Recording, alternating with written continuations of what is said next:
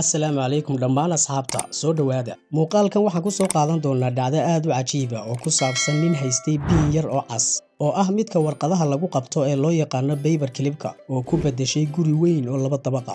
dabcan marka uu horeysa ee uu qofku maqlo waxa ay ku noqonaysaa la yaab oo waxa uu isweydiinayaa sidee ayay suurtagal u tahay inuu qof biin yar ku bedesho guri dhan. waayo shay waliba waxa uu leeyahay qiimo u gaar ah.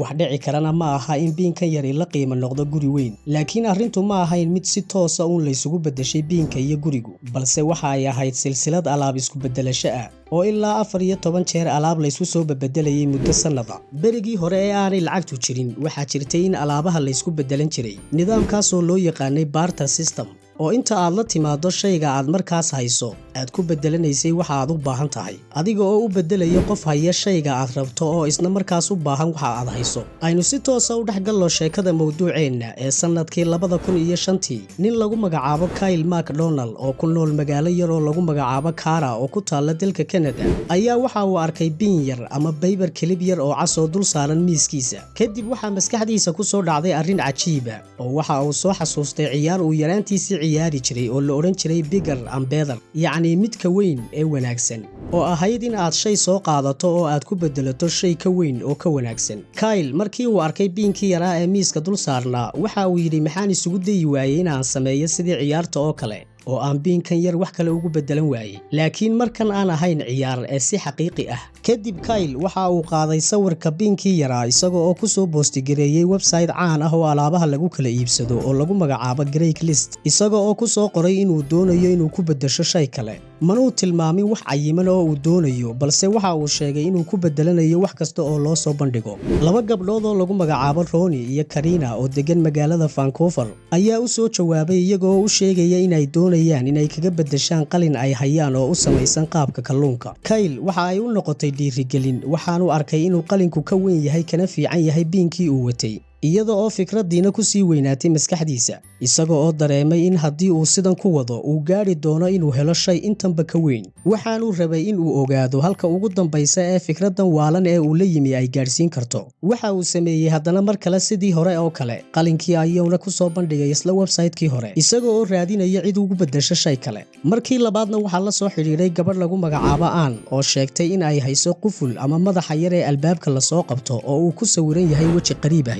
Kyle waa uu aqbalay inuu ku bedesho isagoo u arkaya in madaxani ka qaalisan yahay qalinka, isaga oo xamaasad badanina ay sii gashay. sheekadiina waxa ay ku dhex faaftay dhammaan asxaabtiisa iyo dad kale oo internetka kala socday, waayo waxa uu mar walba ku baahinayay blogspot ama page uu lahaa. markanna shakhsi lagu magacaabo John ayaa u soo jawaabay oo ku yidhi kaalay gurigayga, qufulkan wejigu ku sawiran yahayna waxaan kugu bedelayaa shoolad yar oo nooca dalxiiska loo qaato ah. Kyle waxa uu u arkay in shooladani ay ka qiimo badan tahay in badan handhalkii yaraa ee uu haystay, kamanuu labalabaynin ee si toos ah ayuu u aqbalay heshiiskii. John isaguna waxa uu isticmaalay handhalkii yaraa inuu ku samaysto furka sare ee koob uu shaaha ku samaysan jiray, oo mid waliba waxa uu ku bedeshay wax isaga faa'iido u leh isaga oo iska bedelay wax aanu markaas u baahnayn.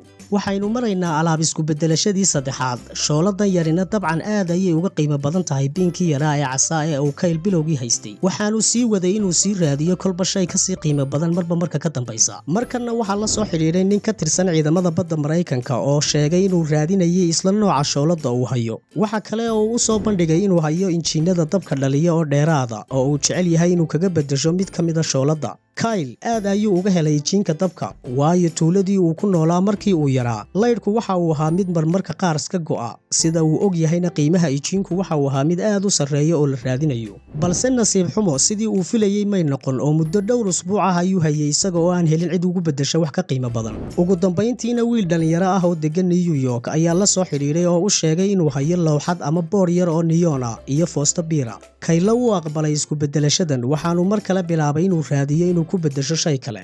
markanna waxaa la soo xidhiidhay shakhsi lagu magacaabo Mitchell Barrett. ninkanina waxa uu ahaa wariye telefishin oo dadka ka qosliya oo caan ka ah deegaanka Quebec ee dalka Canada. Mitchell waxa uu u sheegay inuu doonayo inuu kaga bedesho midda ugu xul mootooyinka barafka oo uu leeyahay si uu u helo boorka yar ee neonka iyo foostada biirka. Kyle si fiican ayuu ugu dhiiraday isku bedelashadan, waayo waxa uu dareemayay in qiimaha mootada barafku uu aad u sarreeyo.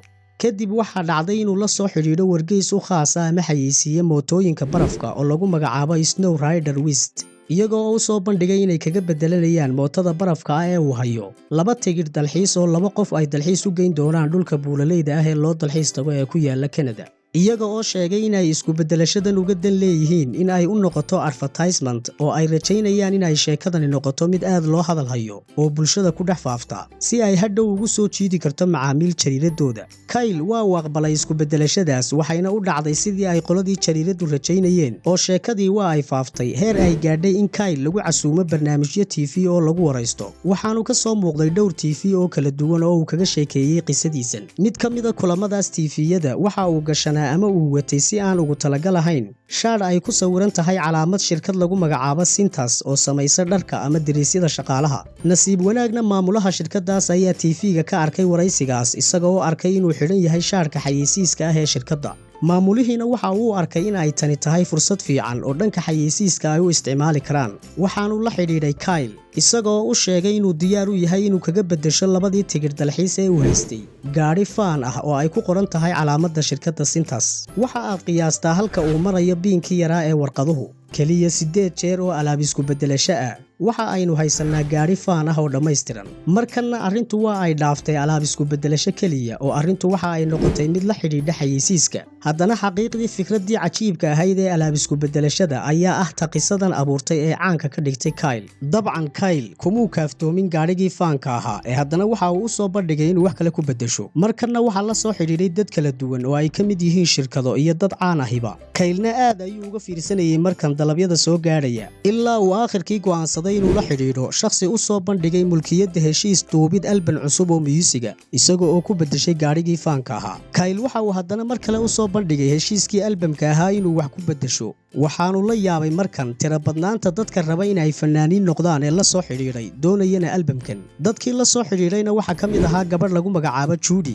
waxa ay sheegtay in ay leedahay guri ay kirayso oo ka kooban 2 qaybood oo qayb ka mid ahina ay kiraysan tahay ayna jeceshahay in qaybta kale ee bannaan ay ku siiso muddo sanad ah si bilaa kira ah oo ay kaga bedelato heshiiska albamka. Kyle-na waa uu aqbalay. gabadhii kale ee iyana deganeyd qaybta kale ee guriga oo sheekadiisa maqashay ayaa tidhi aniga ayaa doonaya in aanan muddo sanad bixinin wax kira ah iyadoo u soo bandhigtay inuu kaga bedesho hal habeen oo uu caways la qaato madaxeeda dhanka shaqada. Kyle waa uu la yaabay markii hore soo bandhigidan manuu fahmin ujeedadeeda oo waxa uu isweydiiyey waa kuma booskeeda shaqada ee ay rabto in ay la kulankiisa ku bedelato in aanay muddo sanad ah kira bixinin. waxaana markii dambe soo baxday in ay gabadhani maamulo ka tahay hotel uu leeyahay fanaan lagu magacaabo Alice Cooper oo ah fanaan caan ah oo Mareykan ah. Kyle waxa uu arkay arrintan fursad aad u fiican oo waxa uu yidhi waxa laga yaabaa in aan siiyo lacaweynta fanaankan mid ka mid ah taageerayaashiisa oo aan kaga bedesho shay qiimo leh. Alice Cooper waxa uu siiyey Kyle hal habeen oo xayeysiisa inuu ka soo qayb galo mid ka mid ah xafladihiisa isaga oo xataa u ogolaaday inuu masraxa la soo fuulo iyaga oo labadooduba kor u haya baybar kilib aad u weyn oo calaamad u ah sheekada Kyle MacDonald oo noqotay sheeko aad u caana. laakiin la kulankani waxa uu ahaa mid iska caadi ah oo Cooper uma xisaabinin inuu qaatay habeenkiisii loo ballan qaaday ee uu ku bedeshay kirada guriga yacni kamuu guban la kulankiisii oo Cooper waxa uu ogaa inuu Kyle ku bedelan doono wax kale oo ay sidani tahayba shaqadiisa. sidii caadada ahaydna Kyle waxa uu u soo bandhigay mar kale inuu wax kale ku bedesho lacaweyntii fanaanka. markanna waxa la soo xidhiidhay nin aad u taageera musiga rock gaar ahaan Alice Cooper oo u sheegay inuu hayo waxyaabo fara badan oo xusuusa oo ku saabsan kooxda heesaha qaada ee loo yaqaano Kiss. waana koox faneed caana isaga oo tilmaamay inuu ka hayo xusuuso sida kabanno saxeexiyo sawirro iyo kubadda barafka ah ee kooxda. Kyle markii uu maqlay kubadda barafka ah waxa uu yidhi bes hadalku wuu dhan yahay. waxaanu kaga bedeshay la kulankii halka habeen ee fanaanka ee uu haystay kubaddii barafka ahayd ee kooxda Kiss.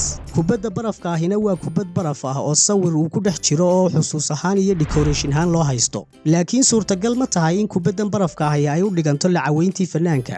aragtiyaha dadkii kala socday sheekadiisa internetka waqtigaas waxa ay noqdeen kuwo aad ula yaabay iyaga oo ku tilmaamay inuu yahay heshiiskii ugu xumaa intii uu hawshan waday. balse sidii la moodayay may noqon oo muddo 2 bilood ah kadib waxaa la soo xidhiidhay nin lagu magacaabo Corbin Benson oo u sheegay inuu yahay actor iyo filim soo saare Hollywood. imikana uu wado filim uu samaynayo uuna jecel yahay inuu siiyo door jilaannimo oo filimka ka mid ah oo dhammaystiran lacagna uu ku qaadan doono si uu ugaga beddesho kubadda barafka ah ee uu hayo. Dhammaanteen waxaan filaynaa markan in Branson rabo inuu filimkiisa ku xayeysiiyo sheekadan. Kyle-na waa uu oggolaaday heshiiskaas iyagoo markaas teleefon uun ka wada hadlayay. Balse markii uu Kyle internetka ka raadiyey shakhsiga magacan leh waxa uu xaqiiqsaday inuu yahay actor iyo filim soo saare caana. Balse waxa kale oo uu ogaaday inuu ninkani yahay ninka ugu badan caalamka ee ururiyey kubadaha barafka ah oo uu ururiyey wax ka badan 8,000 oo xabbo. Sidaasna uu u doonayo middan uu Kyle hayo. Kyle-na runtii wuu ku farxay arrintan oo waxa uu kaga beddeshay doorkii jilitaan ee filimka, taasoo ahayd isku beddelashadii 13aad ee uu Kyle sameeyey tan iyo intii uu bilaabay mashruucan. Heshiiskan kadib, Kyle waxa la soo xiriiray madaxa horumarinta ee magaalo yar oo lagu magacaabo Kibblin. Magaaladan oo ah magaalo xajmi ahaan meel dhexaad oo ku taalla deegaanka Saskatchewan ee Canada, isaga oo u sheegay inay la socdeen sheekadiisan cajiibka ah. Magaaladoodana ay jiraan guryo dheeraad ah oo aan la deganayn. Waxaanu ku yidhi bal ka warran haddii aan kaaga beddelano waxa aad hadda haysato guri ku yaalla magaalada Kibblin. Kyle waxa uu u sheegay inuu hadda hayo door jilitaan oo filim Hollywood ah. Ninkiina waxa uu ku yidhi waa si fiican oo waa waxaanu doonaynaba. Waxaanu u sheegay inay doonayaan inay sameeyaan xaflad ballaaran oo ay dad badan ku qaabilaan magaaladooda, kadibna ay samaynayaan challenges iyo tartanno loo gelayo doorkaas jilitaan ee filimka. Qofkii ku guulaystana ay ku siin doonaan heshiiskaas jilitaanka ee filimka. Kyle waxa uu tagay magaaladii, heshiiskii isku beddelashada ayuuna sameeyey. Sidoo kale waxa ay sameeyeen xaflad aad u weyn oo ay ka soo qayb galeen 3,500 oo qof. Magaaladii yareed ee aanay dadkeedu gaadhaynba 1,000 qof, iyaga oo sameeyey ciyaarihii iyo tartanadii dadka lagu kala saarayay. Isaga oo jilaagii Corbin ka soo qayb galay oo uu ahaa ka heshiiska guddoonsiinayay qofkii ku guulaysta ka qayb qaadashada filimka. Sidoo kale magaaladani waxa ay ka faa'iiday in ay dad badan yimaadaan magaaladooda, deganaadaanna muddo 2 toddobaad ah, iyaga oo ku soo kordhiyey ganacsi, guryo ay kiraystaan iyo dabcan caanimo. Sidoo kale waxa xafladan ka soo qayb galay asxaabtii ay Kyle alaabaha soo kala beddesheen intoodii badnayd